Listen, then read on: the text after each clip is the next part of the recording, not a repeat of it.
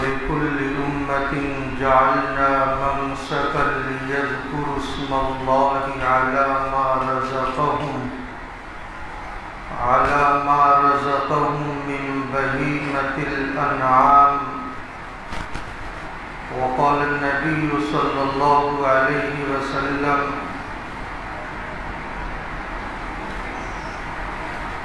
أقام رسول الله صلى الله عليه وسلم بالمدينة 10 سنين يضحي. صدق الله العلي العظيم وصدق رسوله النبي الكريم ونحن على ذلك من الشاهدين والشاكرين والحمد لله رب العالمين. قابل صد احترام بزرگوں اور دوستوں، اس سے قبل جمعہ میں آپ حضرات کے سامنے عشر ذی الحجہ اور اس کے مخصوص ایام کی فضیلت و اہمیت پر کچھ باتیں آپ حضرات کے سامنے آئی تھیں. عشر ذی الحجہ میں سے 10 ذی الحجہ کو مسلمان ایک عمل کرتے ہیں جس کا نام قربانی ہے. اللہ رب العزت کو وہ عمل بہت زیادہ پسند ہے، اس لیے آج کی مجلس میں قربانی کی حقیقت کیا ہے اس کو بتلا کر قربانی کے متعلق چند مسائل میں آپ کی خدمت میں پیش کرنے کی سعادت حاصل کروں گا، اور پھر اتوار کی صبح میں عید الاضحیٰ کے موقع پر قربانی کی فضیلت اور اس کی اہمیت، اور پھر چند مسائل آپ کی خدمت میں انشاءاللہ اس موقع پر پیش کروں گا. پروردگار عالم نے قربانی کی حقیقت کا تذکرہ کرتے ہوئے ارشاد فرمایا: وَلِكُلِّ أُمَّةٍ جَعَلْنَا مَنسَكًا لِيَذْكُرُوا اسْمَ اللَّهِ عَلَى مَا رَزَقَهُم مِّن بَهِيمَةِ الْأَنْعَامِ، کہ ہم نے ہر امت کے لیے قربانی کو مقرر کیا ہے تاکہ لوگ اللہ کا نام چوپانوں کے ان مخصوص جانوروں پر لیں جو اللہ نے انہیں عطا فرمایا ہے. اس آیت کریمہ سے یہ معلوم ہوتا ہے کہ قربانی کا جو عمل ہے وہ ہر امت والا عمل ہے. حضرت آدم علیہ السلام کے زمانے سے لے کر آج تک قربانی کا عمل جاری و ساری ہے. ہاں، بس فرق اتنا ہے کہ پہلے زمانے میں جو ایمان والے ہوتے تھے وہ قربانی اللہ کے نام پر کیا کرتے تھے، اور جو اغیار ہوتے تھے وہ دیوی اور دیوتاؤں کے نام پر کیا کرتے تھے. پھر یہ قربانی جو ہم لوگ مخصوص ایام میں کیا کرتے ہیں جسے سنت ابراہیمی سے تعبیر کیا جاتا ہے، ابراہیم علیہ السلام کی قربانی کو اللہ نے جو اتنی زیادہ اہمیت دی ہے اس کی وجہ ہے. جب آپ اس کا پس منظر سماعت فرمائیں گے تو آپ کو بھی اندازہ ہوگا کہ ابراہیم علیہ السلام نے جو قربانی پیش فرمائی ہے وہ بہت زیادہ اہمیت کی حامل ہے، کیونکہ ایک باپ کا اپنے بیٹے کو قربان کرنے کے جذبے سے منزل مقصود تک پہنچ جانا اور پھر اپنے بیٹے کو اللہ کی راہ میں قربان کرنے کے لیے چھری کو چلانا صرف اس وجہ سے کہ اللہ کا حکم ہے، یہ آسان کام نہیں تھا. تو اس کا پس منظر بھی آپ سماعت فرما لیں تاکہ آپ کو معلوم ہو جائے کہ ابراہیم علیہ السلام کی طرف سے پیش کردہ قربانی کو اللہ نے اتنی زیادہ اہمیت کیوں دی کہ اس کے بعد کے زمانے میں اس عمل کو جاری کر دیا ہے اور اس امت کے صاحب حیثیت افراد پر اللہ نے واجب کر دیا ہے۔ حضرت ابراہیم علیہ السلام اللہ کے جلیل القدر پیغمبر ہے۔ اللہ تعالیٰ نے آپ کو بہت سارے امتحانات سے گزارا ہے۔ آپ نے احقاق حق اور ابطال باطل کے لیے اپنے گھر بار کو چھوڑ دیا ہے۔ آپ نے نار نمرود میں جانا تو گوارا کر لیا ہے، لیکن احقاق حق اور ابطال باطل سے کبھی اپنی پیٹھ نہیں پھیری ہے۔ اسی طرح حضرت ابراہیم علیہ السلام نے اللہ کے حکم کی وجہ سے اپنی بیوی اور بچے کو وادی غیر ذی زرع میں چھوڑ دیا ہے۔ ابراہیم علیہ السلام نے اللہ ہی کے حکم کی وجہ سے اپنے بیٹے کو قربان کرنے کے لیے منزل مقصود پر پہنچ گئے ہیں، اور اسی طرح اللہ کے حکم سے اللہ کے گھر کو آپ نے تعمیر کیا ہے۔ تو آج کی مجلس میں جو حضرت ابراہیم علیہ السلام کا بیٹے والی قربانی کی جو آج آزمائش ہے اسی پر گفتگو ہوگی۔ جب آپ کی عمر 86 برس کی ہوئی اور آپ کا بیٹا جو بڑے ارمانوں کے بعد اس دنیا میں آیا، آپ نے اللہ تعالیٰ سے دعائیں فرمائی، اللہ تعالیٰ نے آپ کو یہ لخت جگر عطا فرمایا۔ جب یہ بیٹا اس عمر کو پہنچا کہ چلنے پھرنے لگے، کاموں میں تھوڑا ہاتھ بٹانے لگے، تو اللہ کی طرف سے آزمائش کا پرچہ دے دیا گیا۔ ابراہیم علیہ السلام نے مسلسل 3 روز خواب دیکھا۔ وہ خواب یہ دیکھا کہ میں اپنے بیٹے کو ذبح کر رہا ہوں۔ نبی کا خواب بھی وحی کی حیثیت رکھتا ہے۔ جب آپ نے مسلسل 3 روز خواب دیکھے تو آپ یہ سمجھ گئے کہ اللہ کو یہی منظور ہے کہ میں اپنے بیٹے کو اللہ کی راہ میں قربان کر دوں۔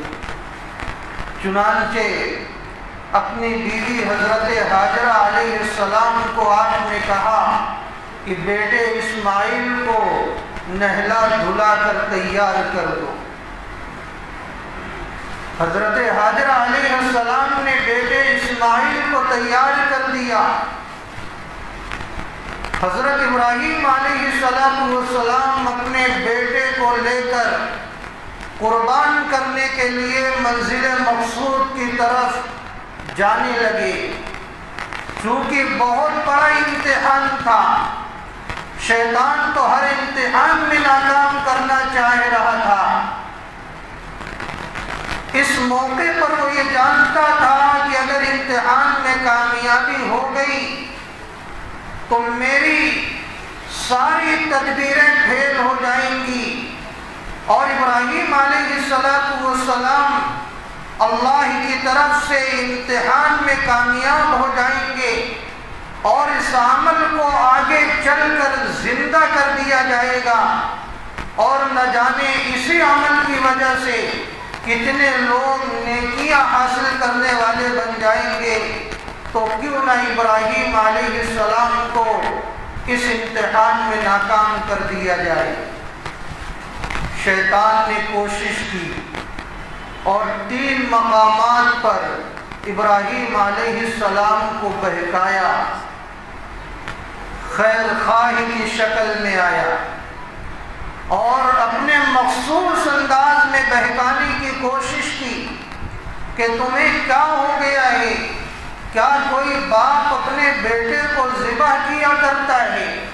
ابراہیم علیہ السلام سمجھ گئے کہ یہ شیطان ہے، مجھے امتحان میں ناکام کرنا چاہتا ہے۔ آپ نے کنکری اٹھائی اور تینوں مقامات پر دے ماری، اور شیطان کی تمام تدبیریں دھری کی دھری رہ گئی۔ اللہ کو یہ عمل بھی اتنا پسند آیا کہ پروردگار عالم نے اس عمل کو بھی قیامت تک کے لیے زندہ کر دیا۔ آج حاجی حضرات جو تینوں جمرات پر رمی کرتے ہیں اور کنکریاں مارتے ہیں، یہ عمل حضرت ابراہیم علیہ السلام کے اسی حسین عمل کی یادگار ہے جو آپ نے شیطان کو کنکریاں ماری تھی۔ الغرض ابراہیم علیہ السلام اس منزل پر پہنچتے ہیں جہاں بیٹے کو قربان کرنا تھا۔ آپ سوچتے ہیں ذرا بیٹے کو بھی اس کی اطلاع کی جائے اور ذرا بیٹے کا بھی مزاج معلوم کیا جائے کہ اس کی رائے کیا ہے۔ آپ نے بیٹے سے کہا، یا بنی انی ارى فی المنام انی اذبحک فانظر ماذا تری۔ اے میرے بیٹے، میں نے خواب دیکھا ہے کہ میں تجھے ذبح کر رہا ہوں، بتلا تیری رائے کیا ہے۔ وہ معصوم بیٹے کی رائے سنیے۔ وہ بیٹا کوئی معمولی بیٹا نہیں تھا، وہ نبی کا بیٹا ہے اور آگے چل کر خود نبی بننے والا ہے۔ وہ بیٹا حضرت ہاجرہ علیہ السلام کا ہے، ان کی ماں اللہ کے اعتماد پر وادی غیر ذی زرع میں موجود ہیں، صرف اللہ کے بھروسے پر اپنے آپ کو وہاں روک لیا ہے۔ یہ معمولی والدین کا بیٹا نہیں ہے، اس کا جواب بھی ظاہر ہے ویسا ہی ہوگا۔ بیٹے نے جب یہ سنا کہ میرے ابو یہ کہہ رہے ہیں کہ میں تجھے اللہ کی راہ میں ذبح کر رہا ہوں، بتلا تیری رائے کیا ہے، اور میں نے یہ خواب دیکھا ہے۔ بیٹے نے جواب دیا، قال یا ابت افعل ما تؤمر ستجدنی ان شاء اللہ من الصابرین، کہ میرے ابو جان، جب یہ اللہ کا حکم ہے تو اللہ کی طرف سے جو حکم دیا گیا ہے آپ اسے پورا کیجئے، انشاءاللہ آپ مجھے صبر کرنے والوں میں سے پائیں گے۔ باپ مطمئن ہو گئے کہ میرا بیٹا بھی وہی جواب دیا ہے جو نبی کے گھرانے کی شایان شان تھا۔ باپ بیٹے آپس میں رضامندی کے ساتھ آگے بڑھتے ہیں۔ بیٹا اسماعیل اپنے ابو کو اور چند مشورے دیتا ہے تاکہ میرے ابو صحیح معنوں میں امتحان میں کامیاب ہونے والے بن جائیں اور اللہ کے حکم کو صحیح معنوں میں پورا کرنے والے بن جائیں۔ بیٹا کہتا ہے کہ ابو جان، آپ ایسا کیجئے گا، جب آپ مجھے ذبح کرنے کا ارادہ کریں، قربان کرنے کا ارادہ کریں، تو میرے ہاتھوں اور پیروں کو رسیوں سے باندھ دیجئے اور اپنی چھری کو تیز کر لیجئے گا اور اپنے کپڑوں کو بچائیے گا کہ کہیں میرے خون کی چھینٹیں اس کے اوپر نہ پڑ جائیں، کیونکہ جب ایسا ہوگا تو شفقت پدری کہیں جوش میں نہ آ جائے اور آپ امتحان میں ناکام ہو جائیں، اور جب میں قربان ہو جاؤں تو میری امی کے پاس جانا اور ان سے سلام کہنا، اور ہو سکے تو میرے کرتے کو لے کر جانا تاکہ میری امی کو اس سے تسلی ہو سکے۔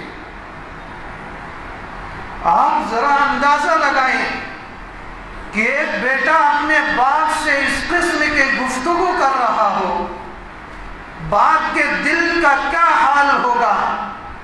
جو باپ ہیں وہ اس کو بخوبی سمجھ سکتے ہیں۔ بیٹا ذبح ہونے کے لیے تیار ہے، باپ ذبح کرنے کے لیے تیار ہے، بیٹا اس سلسلے میں رائے اور مشورہ دے رہا ہے کہ کہیں میرے ابو امتحان میں ناکام نہ ہو جائیں۔ ہر طرف ایک غم کا ماحول ہے، چاہے انسان ہو، نباتات ہو، حیوانات ہو، جمادات ہو، حضرات ملائکہ ہو، ہر ایک بزبان حال یہ کہہ رہے ہیں کہ اللہ یہ کیا ہونے جا رہا ہے؟ اے اللہ اس قربانی کو تو اٹھا لے۔ ایک باپ اپنے بیٹے کو ذبح کرے گا، وہ باپ جو نبی اور پیغمبر ہے، اور وہ بیٹا جو آگے چل کر نبی بننے والا ہے، وہ نبی اور نبی کو قربان کر دے۔ اے اللہ یہ نگاہیں کیسے اس منظر کو دیکھیں گی؟ آپ اس قربانی کو اٹھا لیجیے۔ لیکن دیکھتے ہی دیکھتے یہ آواز فضا میں بلند ہو جاتی ہے کہ ایک باپ اپنے بیٹے کو لٹا دیتا ہے، بیٹا سیدھا لیٹ جاتا ہے، اور باپ بسم اللہ اللہ اکبر کہہ کر چھری کو چلانا شروع کر دیتا ہے، لیکن چھری ماند پڑ جاتی ہے، چلنے کو تیار نہیں ہوتی۔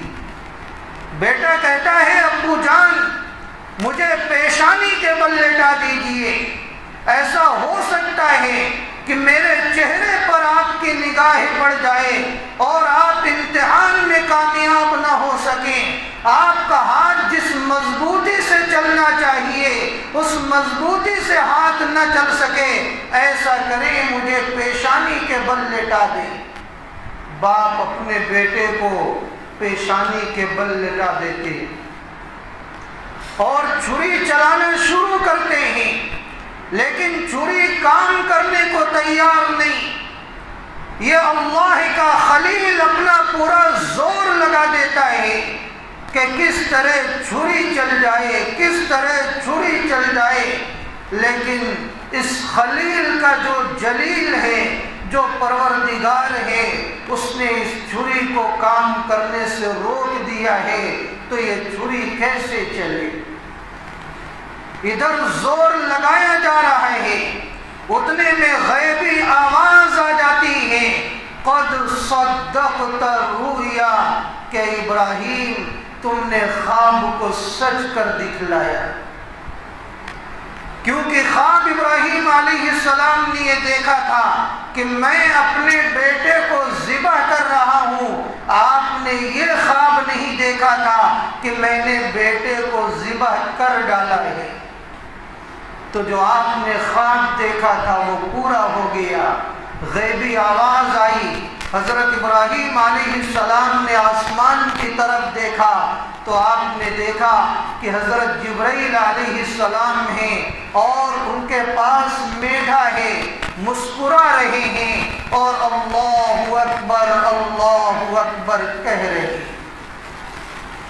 حضرت جبرائیل علیہ السلام نے یہ جو جملہ کہا ہے، انہوں نے یہ سوچا کہ کہیں باپ اپنے بیٹے کو ذبح نہ کر ڈالے، وہ پکار اٹھے اللہ اکبر اللہ اکبر۔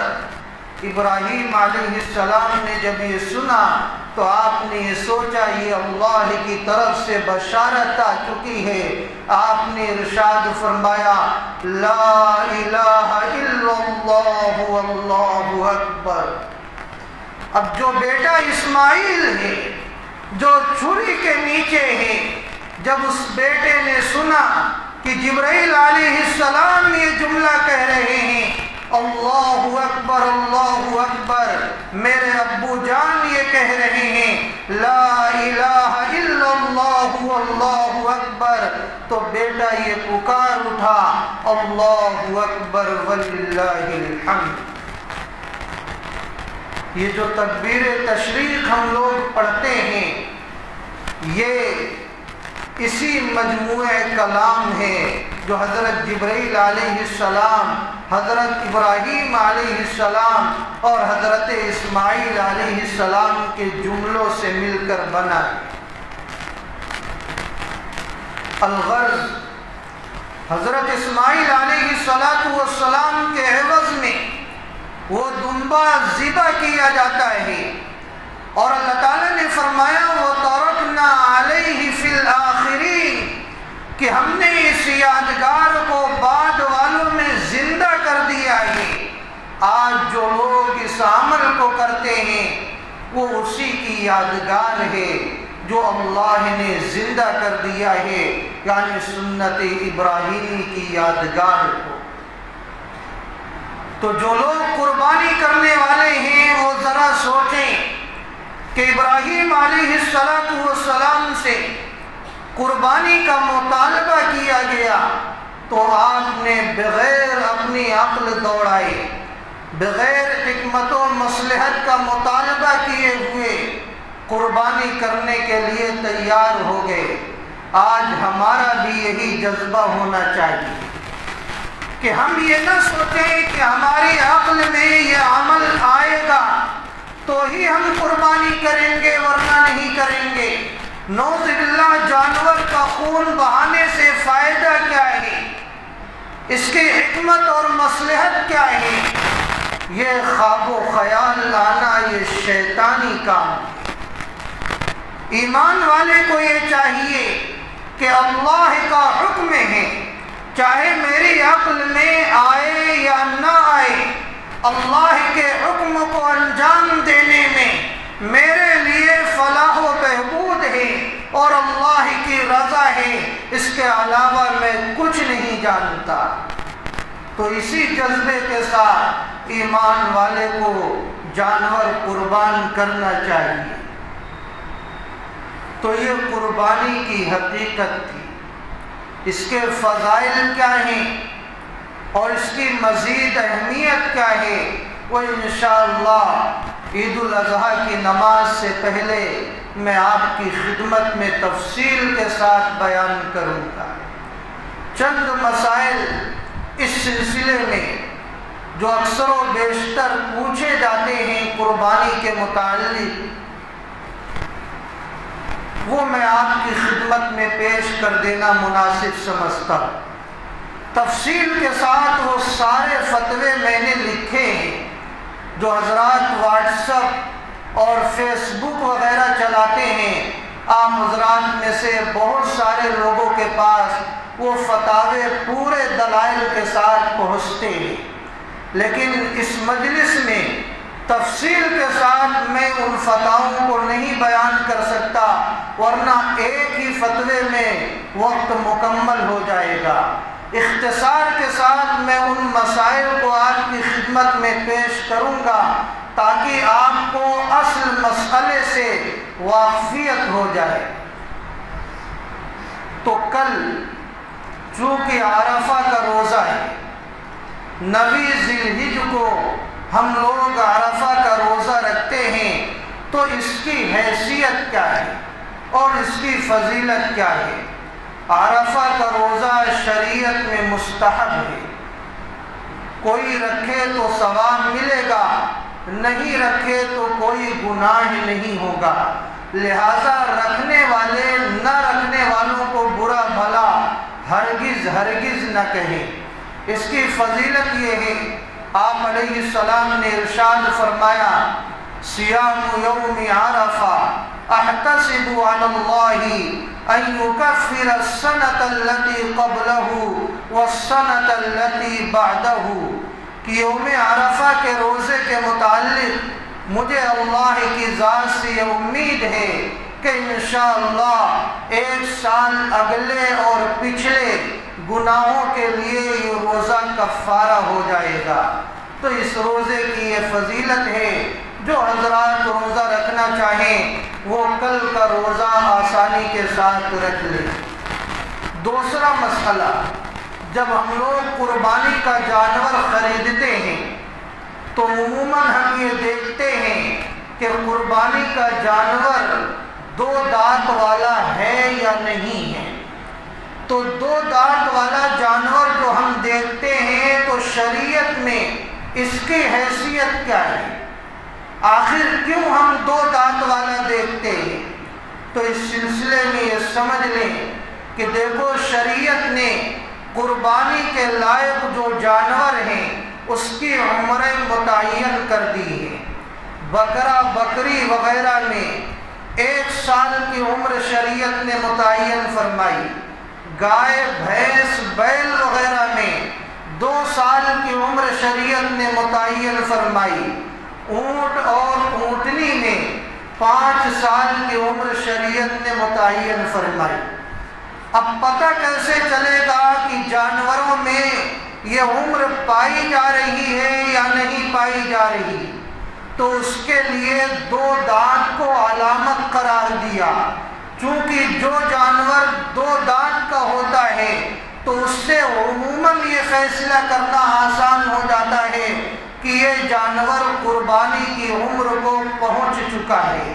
لیکن دانت، یہ 2 دانت یہ علامت ہے اور عمر اصل ہے۔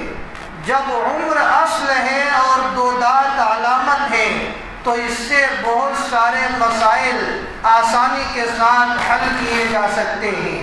مثلا کبھی ایسا ہوگا کہ آپ نے کسی بکرے یا بکری کو اپنے گھر میں پالا، جب سے وہ پیدا ہوا اسی وقت سے آپ کو معلوم ہے کہ یہ کب پیدا ہوا۔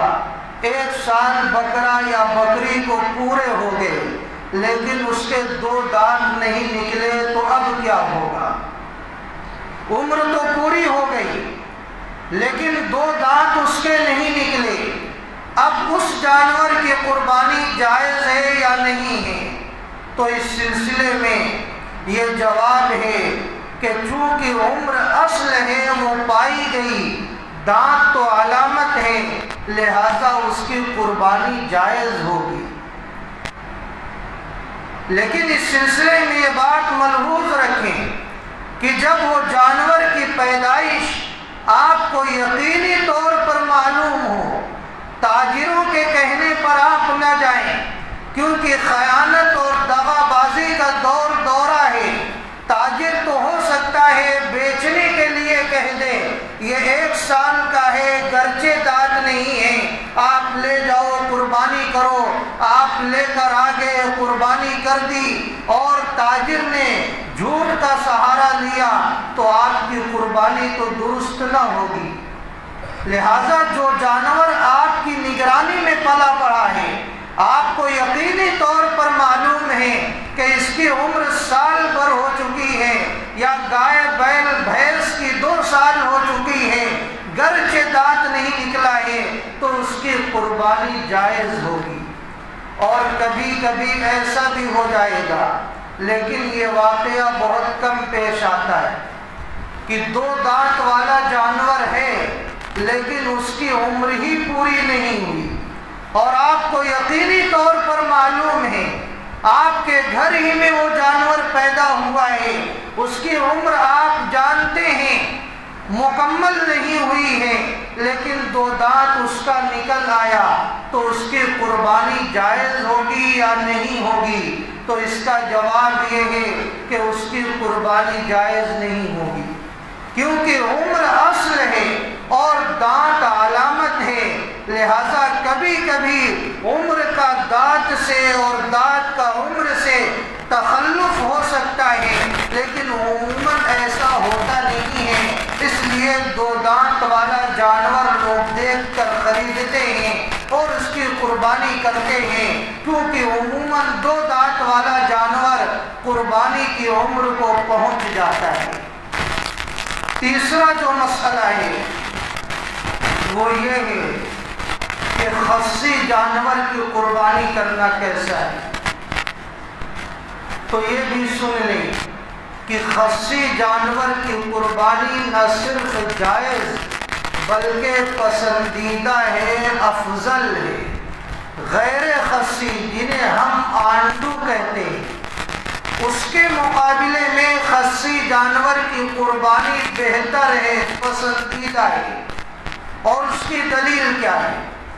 دلیل یہ ہے کہ جب جانور کو خصی کر دیا جاتا ہے تو اس کے اندر عیب پیدا نہیں ہوتا، بلکہ اس کے اندر حسن پیدا ہو جاتا ہے، اس کی خوبصورتی میں اضافہ ہو جاتا ہے، اس کے اندر سے بدبو دور ہو جاتی ہے، اس کے گوشت میں لذت پیدا ہو جاتی ہے، اس کے قریب جانا لوگ پسند کیا کرتے ہیں۔ تو معلوم یہ ہوا کہ جانور کے اندر حسن پیدا ہو گیا ہے، لہذا جو جانور اچھا ہو، جس کے قریب جانا لوگ پسند کریں، جس کے گوشت میں لذت ہو، جو دیکھنے میں خوبصورت ہو، ظاہر ہے اس جانور کو اللہ کی راہ میں قربان کرنا یہ اچھا عمل سمجھا جائے گا۔ جو لوگ یہ کہتے ہیں خصی کر دینے سے عیب پیدا ہو جاتا ہے، شاید انہیں عیب کی تعریف ہی نہیں معلوم ہے۔ عیب کہتے کسے؟ عیب اسے کہا جاتا ہے کہ جانور کے اندر نقص پیدا ہو جائے، اس کے گوشت میں کمی پیدا ہو جائے، اس کے گوشت کی لذت میں کمی پیدا ہو جائے، اس کی خوبصورتی میں فرق پیدا ہو جائے، انسانی طبیعت اس سے تکبر اور تنفر کرنے لگے، اسے عیب کہا جاتا ہے۔ خصی میں تو یہ صورت پیدا نہیں ہوتی، ہاں یہ صورت آنڈو میں ضرور پیدا ہوتی۔ آنڈو نہایت بدبودار ہوتا ہے، اس کے اندر خوبصورتی نہیں ہوتی، اس کے گوشت میں وہ لذت نہیں ہوتی، لوگ اس کے قریب جانا پسند نہیں کرتے۔ میں یہ نہیں کہتا اس کی قربانی ناجائز ہے، لیکن خصی کے مقابلے میں اس کی قربانی بہتر نہیں ہے، انہی وجوہات کی وجہ سے۔ بسا اوقات تو غیر خصی یعنی آنڈو جانور کی قربانی مکروہ ہوتی ہے۔ وہ مکروہ کب ہوگی؟ جو آنڈو پیشاب پیتا ہے، اور بہت سارے آنڈو پیشاب پیتے ہیں۔ اب ظاہر ہے جو آنڈو پیشاب پیے، آپ اللہ کی راہ میں اسے قربان کریں۔ جسے ہم نہیں پسند کرتے ہیں اس کے قریب جانا صفائی ستھرائی والا آدمی نہیں پسند کرتا ہے، تو آپ اللہ کی راہ میں وہ قربان کریں۔ اللہ کو یہ کیسے پسند آ سکتا ہے؟ اس لیے جو غیر خصی پیشاب پیتا ہے تو شریعت کا یہ حکم ہے اسے 4 روز یا 10 روز باندھ کر رکھیں، اپنی نگرانی میں اسے پتے کھلائیں، پیشاب نہ پینے دیں، تب جا کر اس کی قربانی بلا کراہت کے جائز ہوگی۔ اللہ کے رسول صلی اللہ علیہ وسلم نے 2 خصی میڈھے چتکبرے بڑی سینگ والے آپ نے قربان فرمائے۔ میں نے اس مسئلے کو ضروری سمجھ کر اس لیے بیان کیا کہ آج کل خصوصاً بمبئی میں بہت یہ رواج ہوتا جا رہا ہے، نہیں آنڈو لے کر آؤ، آنڈو لے کر آؤ، چھوٹے چھوٹے بچے مطالبہ کرتے ہیں، جبکہ آنڈو کے مقابلے میں خصی جانور کی قربانی یہ پسندیدہ ہے۔ اور اگر کوئی کہتا ہے نہیں پسندیدہ ہے، اس کا ذوق خراب ہے، اسے اپنے ذوق کا علاج کرانا چاہیے۔ چوتھا مسئلہ، بھینس کی قربانی۔ بھینس کی قربانی جائز ہے۔ بہت سارے لوگ یہ فتنہ پیدا کرتے ہیں کہ بھینس کی قربانی کرنا جائز نہیں ہے کیونکہ اس کا تذکرہ قرآن میں نہیں ہے۔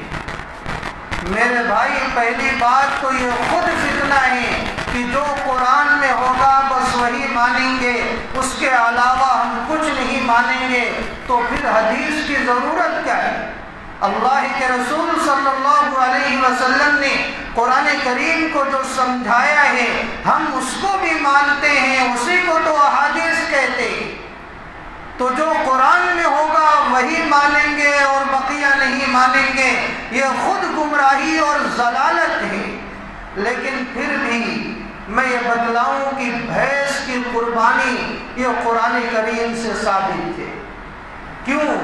قرآن کریم میں بقر کا لفظ آیا ہے جو عموماً گائے کے معنی میں استعمال ہوتا ہے، لیکن عربی جتنی معتبر لغات ہیں اس میں آپ دیکھیں گے تو بقر کا معنی گائے، بیل، بھینس سب کو شامل ہوتا ہے۔ لہذا معلوم یہ ہوا کہ جہاں بقر کا تذکرہ ہے اس کے اندر بھینس بھی شامل ہے، بیل بھی شامل ہے۔ لہذا جو حضرات کہتے ہیں کہ نہیں ہم اس کے اندر بھینس کو شامل نہیں کریں گے، تو میرا ان سے یہ مطالبہ ہے کہ پھر وہ بھینس کے گوشت کو ناجائز کہتے ہیں۔ ان کے پاس کیا دلیل ہے کہ بھینس کا گوشت کھانا جائز ہے؟ وہاں بھی تو تذکرہ بھینس کا نہیں ہے، وہاں جائز قرار دیتے ہیں۔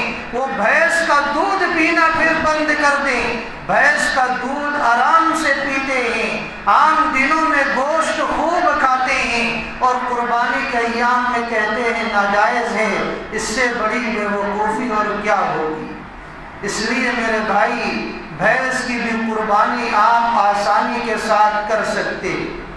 ایک اور مسئلہ بہت زیادہ گردش کر رہا ہے اور فتنے میں لوگوں کو مبتلا کیا جا رہا ہے کہ ایک بکرا یا ایک بکری گھر کے پورے افراد کی طرف سے، چاہے کتنے افراد پر بھی قربانی واجب ہو، سب کی طرف سے کافی ہو جائے گا۔ یہ بھی غلط مسئلہ ہے۔ آپ ذرا سوچیں کہ گھر کے کئی افراد ہیں جو مالی حیثیت رکھتے ہیں، جن پر شریعت کی طرف سے قربانی واجب ہے، تو ایک بکرا جو ایک کی طرف سے کافی ہوتا ہے، اس میں ایک ہی حصہ ہوتا ہے، تو سب کی طرف سے کیسے کافی ہو جائے گا؟ یہ بات نہ شرعی اعتبار سے سمجھ میں آتی ہے اور نہ ہی عقلی اعتبار سے سمجھ میں آتی ہے۔ آپ بتلائیں کہ اگر کسی ایک پر زکوٰۃ واجب ہو گئی، وہ زکوٰۃ نکالے گا تو کیا سب کی طرف سے زکوٰۃ نکل جائے گی؟ کسی ایک پر نماز فرض ہے تو کیا اس کے پڑھ لینے سے پورے گھر والوں کی طرف سے نماز ادا ہو جائے گی؟ تو جب ایسا مسئلہ نہیں ہے تو پھر جب کئی لوگوں پر قربانی واجب ہے تو ایک کا قربانی کر دینا سب کی طرف سے کیسے کافی ہو جائے گا؟ لہذا جن پر قربانی واجب ہے، جب تک وہ اپنی طرف سے قربانی نہیں کریں گے، چاہے بڑے میں حصہ لیں یا تو یہ کہ اپنی طرف سے پورا بکرا کریں، جب تک ان کی واجب قربانی ادا نہیں ہوگی۔ ہاں، جو وہ دلیل دیتے ہیں کہ اللہ کے رسول صلی اللہ علیہ وسلم نے پوری امت کی طرف سے ایک بکرا قربان کیا، تو اس کا جواب یہ ہے کہ وہ نفلی قربانی تھی۔ نفلی قربانی میں آپ چاہے کتنے بھی مرحومین کو شامل کر سکتے ہیں، ایک بکرا قربان کر کے نفلی والا آپ اس کا ایصال ثواب کتنے لوگوں کو بھی پہنچا سکتے ہیں، اس کی اجازت ہے۔ لیکن جس پر واجب ہے ایک کی قربانی اس کی طرف سے کافی نہ ہوگی، اس کو آپ اچھی طرح سے سمجھ لیجئے۔ لہذا اس کی وجہ سے ایسا نہ ہو کہ کسی کی واجب قربانی دھوکے میں باقی رہ جائے۔ چھٹا مسئلہ یہ ہے، قربانی کرنے کے لیے کیا عقیقہ لازم ہے؟ بہت سے لوگ یہ پوچھتے ہیں کہ میرا عقیقہ نہیں ہوا ہے تو کیا میں قربانی کر سکتا ہوں؟ تو اس کا جواب یہ ہے، بالکل کر سکتے ہیں، اس لیے کہ عقیقہ ایک مستقل عمل ہے اور قربانی ایک مستقل عمل ہے۔ عقیقہ کبھی ذمے میں واجب نہیں ہوتا اور قربانی صاحب حیثیت پر واجب ہو جایا کرتی ہے۔ اگر آپ پر قربانی واجب ہے، گرچہ آپ کا عقیقہ نہیں ہوا ہے، آپ اپنی قربانی کیجئے۔ اگر قربانی نہیں کریں گے عقیقہ نہ ہونے کی وجہ سے تو آپ گنہگار ہوں گے۔ اور ساتواں مسئلہ یہ ہے کہ قربانی کے جانور میں عقیقے کا حصہ ہو سکتا ہے یا نہیں ہو سکتا؟ بالکل، قربانی کا جو بڑا جانور ہے اس میں اگر کوئی اپنا عقیقے کا حصہ لینا چاہے تو بالکل لے سکتا ہے، اس میں کسی قسم کی کوئی قباحت نہیں، کیونکہ دونوں کا مقصد یہ تقرب ہے، ثواب کمانا ہے۔ 8واں مسئلہ یہ ہے کہ وزن سے جانوروں کی خرید و فروخت کا سلسلہ چل پڑا ہے، تو وزن سے جو جانور خریدا جائے کیا اس کی قربانی درست ہوگی یا نہیں ہوگی؟ تو اس کا جواب یہ ہے کہ قربانی درست ہے۔ ہاں، اتنی بات ضرور ہے کہ جانوروں کی جو خرید و فروخت ہے وہ زمانے نبوی سے عددی ہے، یعنی عدد کے اعتبار سے خرید و فروخت ہوتی تھی، وزن کے اعتبار سے خرید و فروخت کا رواج نہیں تھا۔ لہذا بہتر یہ ہے کہ جانور کو عددی اعتبار سے خریدا جائے، جو زمانے نبوی سے چلا آ رہا تھا اسی میں خیر ہے۔ وزن کے اعتبار سے اگر کوئی قیمت کا اندازہ لگا لیتا ہے اور خرید و فروخت کر لیتا ہے تو بھی صحیح ہے، لیکن شریعت میں یہ بہتر نہیں ہے۔ 9واں مسئلہ جو ضروری ہے،